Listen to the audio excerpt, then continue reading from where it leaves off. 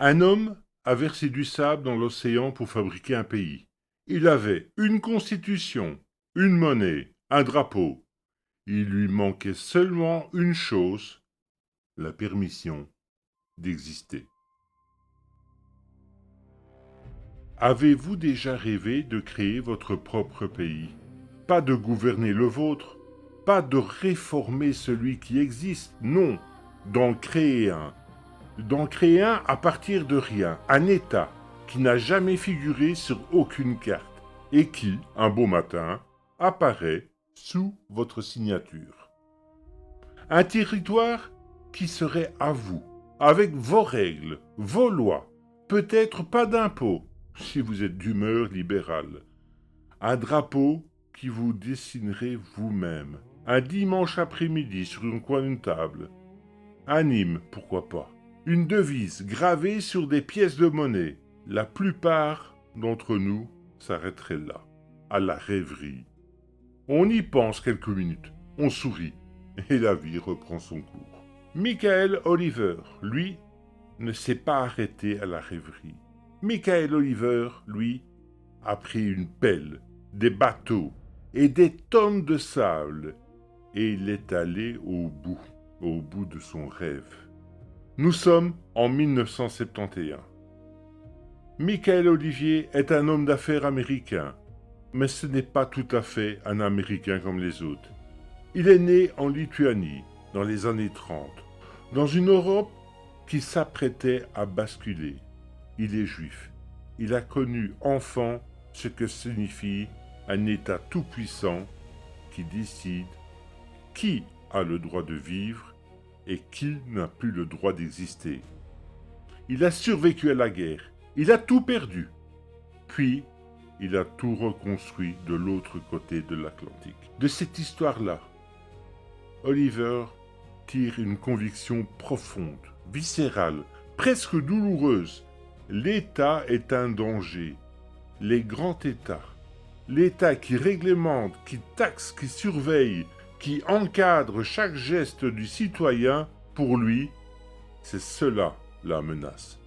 Il s'installe au Nevada et il devient ce qu'on appelle un libératien. Un homme qui croit que la liberté individuelle passe avant tout et que le gouvernement, dans les meilleurs des cas, devrait se taire et se faire le plus petit, le plus discret possible. Oliver, lui, il va encore plus loin dans les théories. Il publie un livre au titre limpide, A New Constitution for a New Country. Une nouvelle constitution pour un nouveau pays. Vous remarquez, le programme est déjà dans le titre. Il ne dit pas « réformons un pays », il dit non « créons un pays neuf, un pays vierge, sans passé, sans bureaucratie héritée dans cette dette ancienne, un pays qui partirait d'une page blanche où les hommes, libres comme il dit, construiraient leur destin sans qu'aucun fonctionnaire ne vienne leur dicter leur conduite. Le projet est écrit. La doctrine est posée. Il ne manque plus qu'un détail, un tout petit détail. Il lui manque le territoire. Et c'est ici que l'histoire devient extraordinaire. Car tout est déjà pris sur la planète. Chaque parcelle de terre ferme appartient à quelqu'un. On relève d'un drapeau, figure d'un traité. Comment trouver un sol qui n'appartient à personne en 1971? Oliver cherche. Il étudie des cartes. Et son regard finit par s'arrêter sur un point minuscule, perdu dans l'immensité du Pacifique Sud, au large des îles Tonga. Là, à la surface de l'eau, affluent deux récifs coralliens, les récifs de Minerva, deux taches à peine visibles qui apparaissent à marée basse et disparaissent à marée haute. Personne n'y vit, personne n'en veut, personne ne les revendique sérieusement, officiellement. Dans les textes, ils n'appartiennent à personne. Pour n'importe qui d'autre, ce sont des écuelles dangereux. Bon, tout au plus, à éventrer la coque d'un navire imprudent. Pour Michael Olivier, c'est une page blanche. C'est le sol vierge qu'il cherchait. C'est, à fleur d'eau, l'emplacement d'un pays. Reste un problème de taille. Un récif qui disparaît sous les vagues, ce n'est pas vraiment un territoire. On ne plante pas un drapeau sur quelque chose que la mer recouvre 2 fois par jour. Alors Oliver fait quelque chose que peu d'hommes ont osé dans l'histoire. Il décide de le fabriquer, la terre, lui-même. Il affrète des bateaux, il les charge de sable, de tonnes et des tonnes de sable prélevés en Australie, et il les envoie déverser leur cargaison sur les récifs du Minerva. Imaginez la scène. Au milieu de nulle part, sous le soleil du Pacifique, des navires qui vomissent leur sable dans l'océan, jour après jour. Les récifs grossissent. Ils s'élèvent, ils émergent, enfin pour de bon, et au-dessus de la ligne de marée, 2 petits îlots artificiels sortis des flots par la seule volonté d'un homme. Et sur un de ces îlots tout neufs, Michael Olivier plante un drapeau. Le 19 janvier 1972, il proclame solennellement la naissance d'un État souverain, la République de Minerva. Et tout y est, tout. Il a une constitution, celle qu'il avait écrite dans son livre.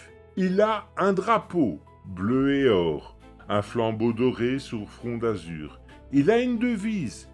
Il a un conseil provisoire de gouvernement. Il a même une monnaie.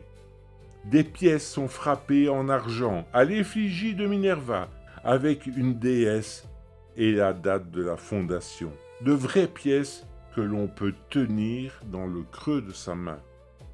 Sur le papier, sur le métal, dans les symboles, la République de Minerva existe. Elle a tous les attributs d'une nation. Mais regardez bien, et regardez ce qui lui manque. Il a un drapeau, mais il n'y a personne pour le saluer. Il y a une monnaie, mais il n'y a aucun commerce où la dépenser. Il y a une constitution, mais il n'y a pas de citoyens pour s'y soumettre. Il y a un gouvernement, mais il gouverne 2 tas de sable battus par le vent. Et surtout, il manque une chose qu'aucun sable du monde ne peut fabriquer, la reconnaissance. Aucun autre pays sur la Terre ne dit oui, la République de Minerva existe. Or, un État que personne ne reconnaît, c'est comme une promesse que personne n'entend. Mais il y a pire. Il y a quelque chose que Michael Oliver, dans tous ses calculs, dans tous ses plans, n'avait pas prévu. Il n'avait pas prévu le roi du Tonga. À quelques centaines de kilomètres de là règne le royaume de Tonga, l'un des dernières monarchies du Pacifique, et sur le trône un homme, Tufaiu Tupu IV. C'est un colosse, au sens propre comme au figuré, un roi imposant, fier, attaché à chaque parcelle de son archipel. Et voilà qu'on vient lui rapporter une nouvelle pour le moins singulière. Sire, des étrangers ont surgi sur les récifs de Minerva. Ils y ont versé du sable, ils ont planté un drapeau, et ils ont proclamé une république. Là, devant votre porte, le roi convoque ses conseillers. Il déroule la carte. Il pose le doigt sur ces 2 récifs soudain habités, soudain peuplés d'un drapeau inconnu, à portée de ses propres côtes. Et là, où Michael Oliver voyait une page blanche, le roi, lui, voit tout autre chose. Il voit une provocation. Il voit, à quelques heures de navigation, un pays qui se prétend libre et qui pourrait demain abriter n'importe qui à n'importe quelle condition. et cela, le roi du Tonga ne peut l'accepter. Sa décision est prise, et elle ne traîne pas. Le 15 juin 1972, le roi en personne prend la mer. Il s'embarque avec une troupe, un orchestre, oui, un orchestre, et met le cap sur Minerva. C'est une expédition royale, presque une parade, mais le message qu'elle porte ne souffre d'aucune ambiguïté. Les hommes débarquent sur l'îlot de sable. Ils s'avancent vers le mât.